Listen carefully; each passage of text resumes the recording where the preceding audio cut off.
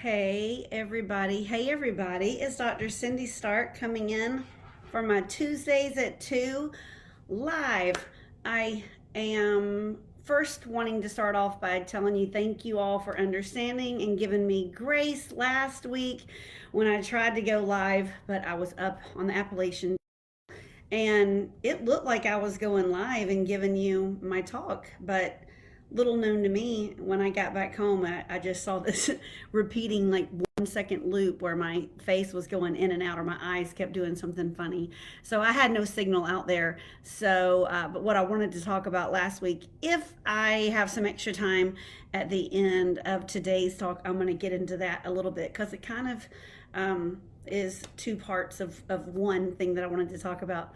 But again, it's Dr. Cindy Stark. I'm coming in here for my Tuesday at 2 Facebook Live every week. I'm trying to I've been having a habit of coming in here every Tuesday at 2 for about a year and a half now. And I love coming in and helping people know kind of what's been helping me stay safe and healthy and with a strong mindset.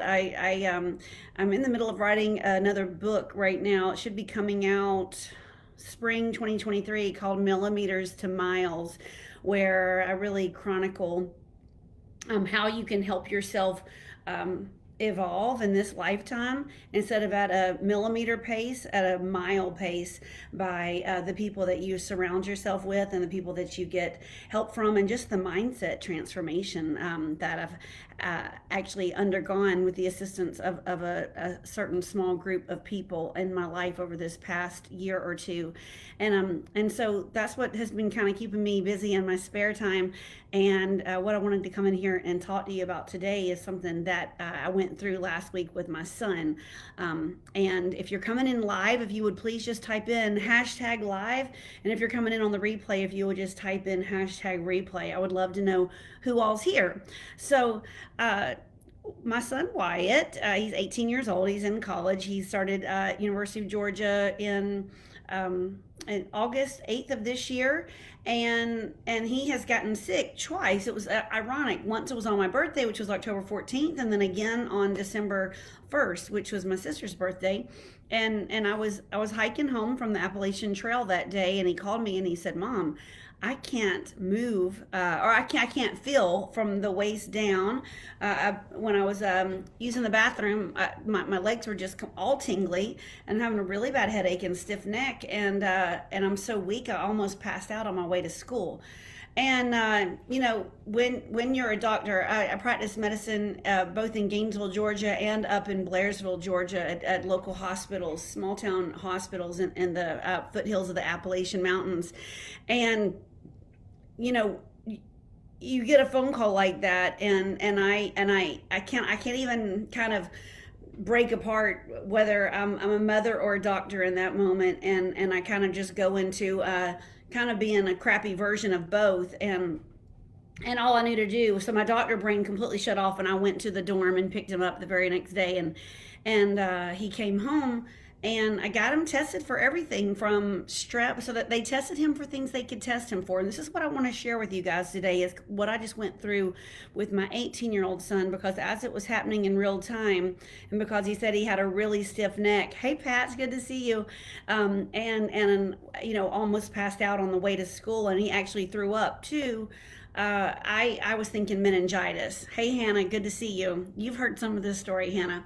And but I guess what I went through over these past few days, and as I was going through it in real time, my mom and my dad and other very close people in my life were really concerned about Wyatt. And so as I was helping Wyatt to heal, and within 48 hours, he was back in school feeling fine, like you would have never known anything happened to him. I was sharing what I was learning and what was on my mind during this whole entire process, and people were acting like they had never heard such earth-shattering thought processes. And so I said to myself, I'm going to come and talk about this on my Facebook Live next week, because maybe this will help some of you guys. I have a unique position, I believe, in that I've practiced medicine for almost 30 years, and I think that sometimes I just think about things in a certain way that maybe other people don't. And so I wanted to impart some thoughts on you guys. And I do believe that it's not only about being healthy in your physical body, but it's about how you can command your subconscious mind to know that you deserve a functioning, healthy body. Okay, so first things first, let's just start by saying I personally believe mindset is everything. And if you don't believe that you are worthy of a healthy body or good night of sleep or healthy relationships, you will do everything in your power to make sure subconsciously that you don't get those things. And when I think one of the most typical uh, limiting belief patterns that we all grew up with, and it's at no fault of our parents or society or anything, it's just kind of how the human brain is designed, is thoughts that, so our subconscious mind runs about 96% of the show up here in our brain, and then our frontal lobe is our conscious mind, and it runs the other 4%. And these are repeating patterns back here in our subconscious mind, and they will, it'll, certain parts of the subconscious mind kind of rule the show, and it will tell you that you're not worthy of love, you're not worthy of good health. If you've seen people that say, oh well, as soon as you go through having babies, you're gonna gain 50 pounds, or as soon as you go through menopause, you're never gonna sleep again, and oh, just wait until 10 years after menopause, you're gonna go through hot flashes all over again. Oh, pregnancy is terrible.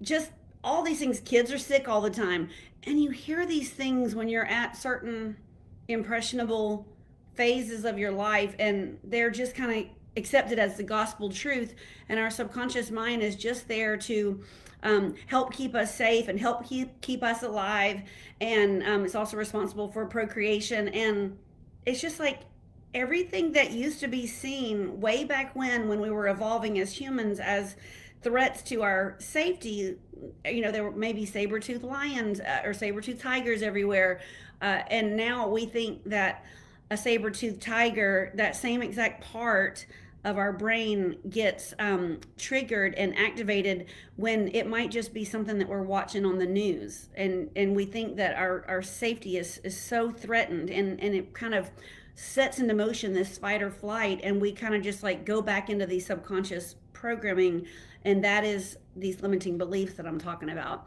So I consciously spend a lot of time every day and every week. I have things I do daily and things I do weekly and things I do monthly to make sure, hey Kathy, no problem, that I kind of master the matter between my ears, and I make sure that I remind myself on a subconscious and a conscious level that we are safe, we are worthy of love, we are worthy of excellent health, and I allow myself, and I love myself enough to take steps to make sure that this happens every day, so that I can stay healthy, because I have a lot of people depending on me, not only in my family but also my patients at these 2 hospitals and everyone here in my community. So this is what I was teaching my son. So we take him to the doctor, and they tested him for strep, flu, and COVID. And first of all 3 of those were negative. And I want to tell you guys, when you go to the doctor and you feel like you're just about to die, you have a fever, you're almost passing out, you're throwing up, you have the headache, the stiff neck, everything like that, anything and everything like that. And when they test you and things come back negative, I want to make sure 2 things. Number 1, we're only testing you for things that we have laboratory tests for. So that's number 1. And number 2, just because it shows up negative doesn't mean you're negative. It might mean that you're just too early in the stages of the disease where it was able to be shown up on a test. How many of y'all watching have ever been told, you don't have pneumonia, let's say, and then a week later you had pneumonia, or that you don't have even an ear infection, but then, a few days later you do have an ear infection. I mean, it's not like, when as doctors, when we look in people's ears, it's not like, I always tell people, it's not like a red light, they don't have an ear infection, green light, they do. The test, especially the physical exams that us doctors do on patients, It all we are only as good as our experience and our instruments, and then also what the patient looks like at that time. So, and actually with Wyatt, I don't think he had strep or flu or COVID. I think he had a different type of virus, and it was just one that we don't test for. It's probably an adenovirus or something that runs around in those dorms. Because there's literally 500 boys and girls that live under one roof together. And so number one, a negative test doesn't necessarily mean that you're negative. It means yeah that you're not pregnant. Isn't that the truth? Uh, all right, Kathy, that's going to distract me and make me laugh. Hold on, I'm trying to remember my train of thought. Um, so yeah, it number one, it doesn't mean that you're negative. It just means that you were negative at the time that they tested. And number two, there's also false positive results. So you can have a positive test and you don't really have the disease, and you can also show up as negative, hey Denise, and it's a false negative. So the tests are only as good as the tests are. So there's something called sensitivity and specificity, and we had to take so many tests and classes all throughout medical school to teach us this. If a test is very sensitive, it'll pick up anything, even things that are not positive, and it'll give you a positive test. And if it's very specific, it'll only give you a positive test if it's really, really, really, really, really, really positive. And it might not even show up positive, even if had a certain number of elements of the disease. So the test is only as good as they are, and you might be really, really sick, just not sick for something that we have a test for. That's number one. That's one thing I wanted to tell you. Next thing I wanted to tell you, and my son could not believe this, but he said, I just can't believe I'm not sick, Mom. And I said, honey, it's not that you're not sick. It's just that you don't have these three things. And I said, let's just get you home. Let's get you some healthy food, and let's get you some sleep. And then he shared with me, he said, I've only been able to sleep for about 4 hours at a time. Because the dorms are really loud until 2 in the morning. People are just running up and down the halls, being crazy, screaming and partying, and so I try to go to sleep, but I can't fall asleep until 2. Okay, and so then he's taking another nap in the evening, in the afternoon, so his sleep is broken up. Well, I just want to tell y'all the best thing, hey Patty, the best thing that you can do is to have 8 hours of continuous sleep, all right, all at one time. It's only after a certain number of continuous hours strung together in a row that all of the repair systems in your body can work. And so you actually can get susceptible to all kinds of things, just due to inadequate sleep. Wyatt could not believe that, but that is the truth. Your immune system requires a lot of things acting, and it's so multifaceted. And yes, Kathy, I made him some of that. I'm going to tell you about that in just a second. Kathy says bone broth helps, and it does. And so I'm going to tell y'all how I got him better, and the key elements I gave him, and he was back to school within 48 hours. And he told me when he left me, he was 85% better, and then the next day when he woke up, he was 100% better. And this kid looked like he was literally on death row. So yeah, not only do you need continuous sleep, but and then this is something I was going to talk about last week when I was hiking with my friend Patty, is that one of the most important things you can do to have the highest quality of sleep possible is not take medicine at night to help you sleep. Okay, we are not sitting here as human beings having a deficiency of Ambien and Benadryl and Xanax. What we are having a deficiency in is melatonin. And the thing that will help give you the highest, most potent amounts of melatonin at night at the hour that you are trying to go to sleep is what happened in your body 12 hours before that moment when you are starting to prepare your body for sleep. Okay, so the best thing you can do for yourself is to get out into the sunlight first thing in the morning after you brush your teeth, relieve yourself, make your coffee. Just go outside. And even if my mom asked me, what if it's freezing cold? I'm like, well then just go by a window, or just go outside with a heater, plug in a heater outside and sit outside, and cover yourself up with 18 blankets if you have to, but get sunlight, specifically on your eyes. There's photoreceptors in your eyes that will signal 12 hours later, will signify, okay, body, now it is time. Now that we haven't gotten the adequate amount of sunlight, 12 hours later, now it's time to get the adequate amount of sleep. Okay, so that is the one most important thing. And I am going to be rolling out a program starting in mid-January. It's going to be a 6-week program that's all about most, the highest bang for your buck things you can do for your optimal physical health. And that's just one of them. So sneak peek, that's just one of them. So anyway, I told my son, you gotta get sleep. So that's what we did. As soon as he got here, is I have his blackout shades in his bedroom, and he gets just pitch black bedroom at night, and then he also, of course, goes outside and gets sunlight in his eyes and his face in the morning. Next thing I did for him was I made him a bone broth soup. I called it an immunity soup. There's all kinds of root vegetables you can put into the stuff that you eat. The single most important thing that you can eliminate from your diet to help your immune system is sugar. Okay, sugar. It doesn't have to be a huge serving of sugar either. I don't need. Let's just say a tablespoon of sugar can depress certain key elements of your immune system, T cells and B cells.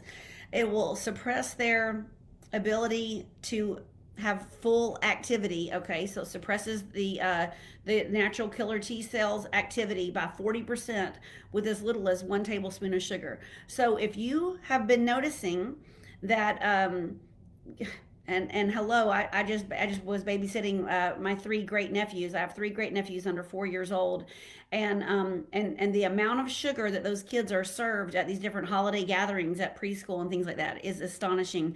And then the amount of kids that are sick at this time of year are also astonishing. And you'll notice it right around spring break, right around Christmas, right around back to school.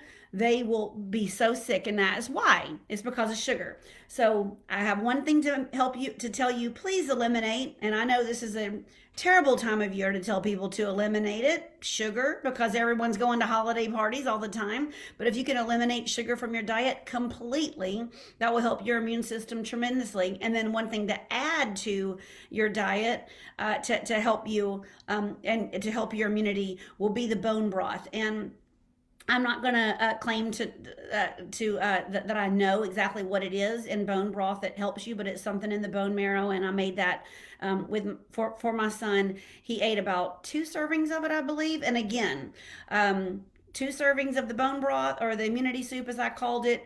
And I can share the recipe. I got it from a new friend that I met in Sedona, and she got it from somebody else, and it is an incredible recipe. It's very simple. And then we didn't need any sugar, and then and he slept the sunlight, and then the blackout shades, and then the other thing that we did. And this was really funny to get an 18-year-old to let his mom do this to him, but was essential oils. And I used doTERRA. I think I used Breathe because he was so congested, and then something called On Guard. And this leads me to another component of ideal health is just the mattress that you sleep in. So he's up on a dorm, on stilts, right, on a bunk bed, and it's just like this really, I think, cheap mattress that who knows how long they've been used. And so we got him a mattress topper to go on top of it. But I massaged his back and put the Breathe and the On Guard essential oils into the cocoa butter, and I felt his back, and it was so full of knotted up muscles, like these strap muscles on either side of his spine in the middle, and then also down at the back, and then all right in here. It was just terrible. And he said, and you kind of don't really know when you're at college, is it the bad sleep, or the bad mattress that's creating the knots in your neck and in your back, or is it the knots in your neck and your back that are creating the bad sleep? And also, when did he get sick? And that can just make you feel like you've been run over by a truck. So get the highest quality of mattress that you can have, and then if your kid is in the dorm, then get a mattress topper. But then the other thing that it dawned on me that he had been doing, and again, he didn't think this had anything to do with it, but when I was sharing it with my mom and my dad and my sister and other people that are very important to me in my life, it was causing light bulb moments to go off in their head, and that's why I'm like, well, maybe everybody doesn't think about this. So I wanted to share this with you too. But when he started school on August 4th, August 8th, whenever that was. This kid had been going to a small private school here from literally when he was 3 years old until he was 18 years old. So for the past 15 years, from pre-K 3 until 12th grade, at any one given time, there was probably at the most 500 kids at that school. And so, you kind of get used to those 500 kids' germs, and everything is predictable. There were three buildings at that school, in addition to the cafeteria and the gym, but it was just lower school, middle school, and upper school. And so his you know body and his immune system and his lungs and his nasal cavity and his eyes and his skin has kind of gotten used to a certain complement of germs, so to speak, his whole entire life since he was 3 years old. And now in one fell swoop at 18, he goes into a multi-level dorm with 26,000 students at college, using buildings he's never been sitting in, buildings, not only going to class but also studying, um, and having people taking showers with him. And that's the one thing that the doctor even said the same thing had happened to her son.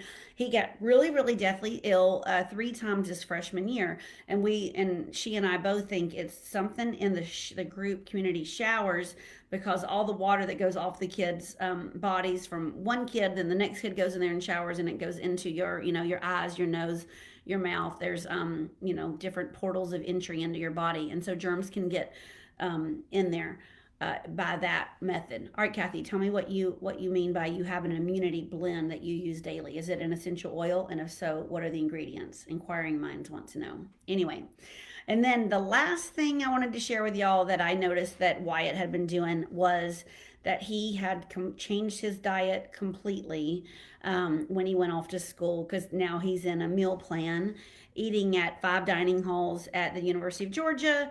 And not only is his mom not cooking for him anymore, and he's also an incredible cook, using small batch. We try to buy organic and locally grown anytime we can, and even we eat a lot of our meals out of my dad's garden, that are pesticide free and grown with love. The secret ingredient is love, that we moms put in our hands into every single thing that we make for our kids.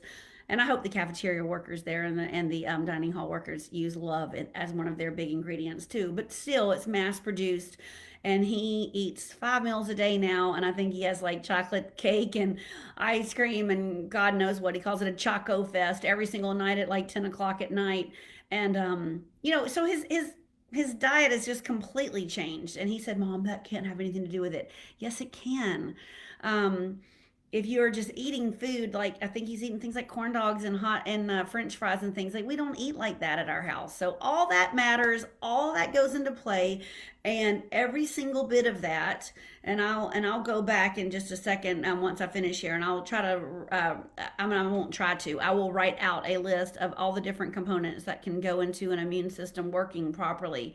But all of that matters, okay? And not even to add on to it, and I'm not going to get upset, although I feel like I'm getting upset, is that there's been a lot of family changes in our lives, and his dad and I have separated, and so I know that also affects your immune system.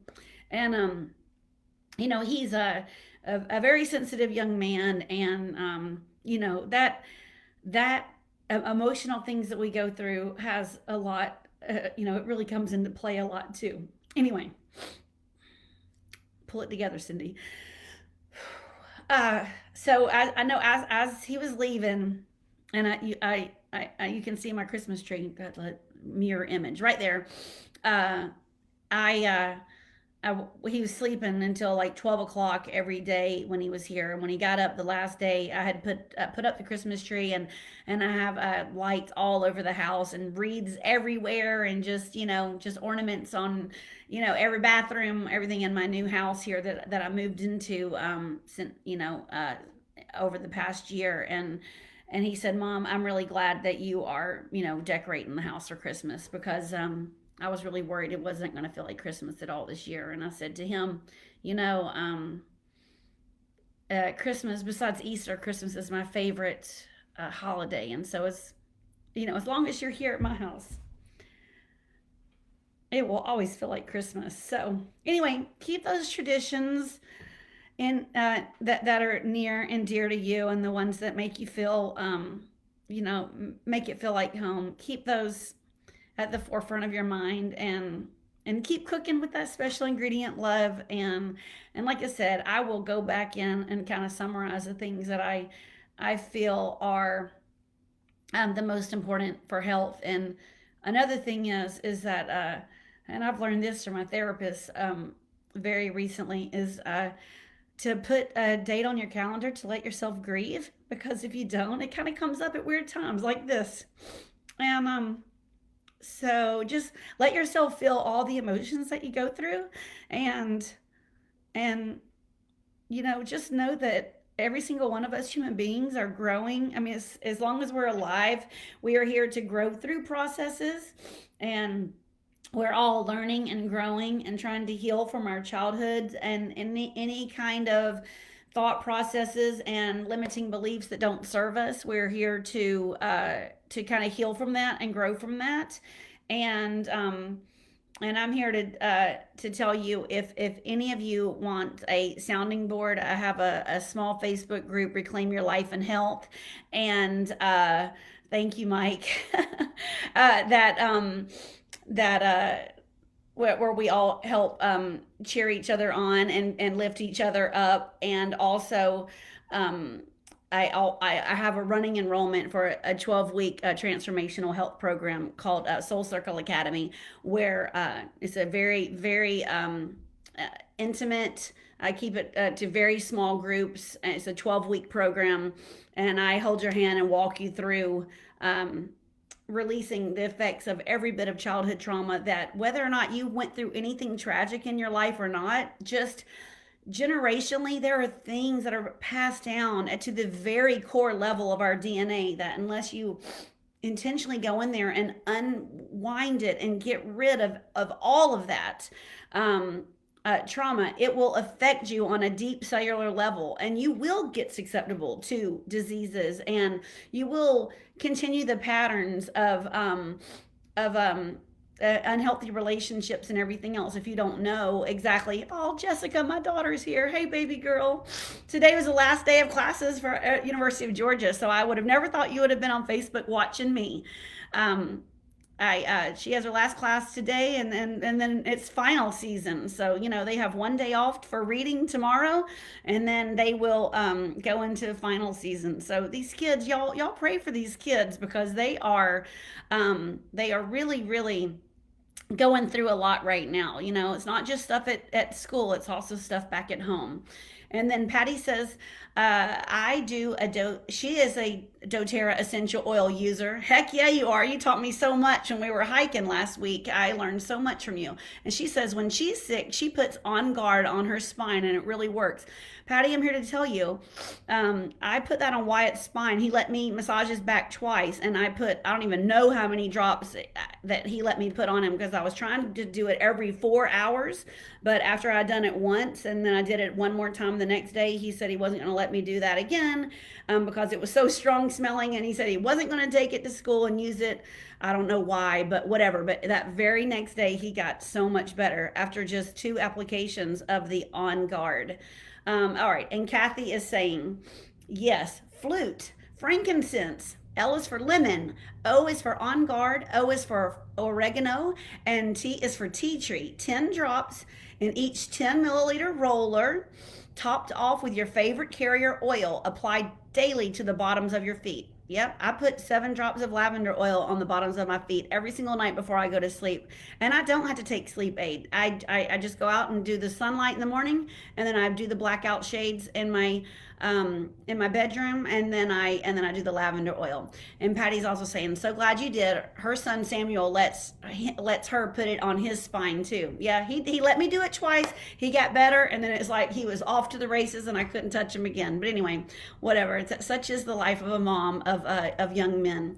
Well, I love you guys so much. It has been my pleasure and my honor. Sorry I cried twice. Thank you for having grace with me, as I am a fully functioning human being going through the holidays looking a lot different this year than usual.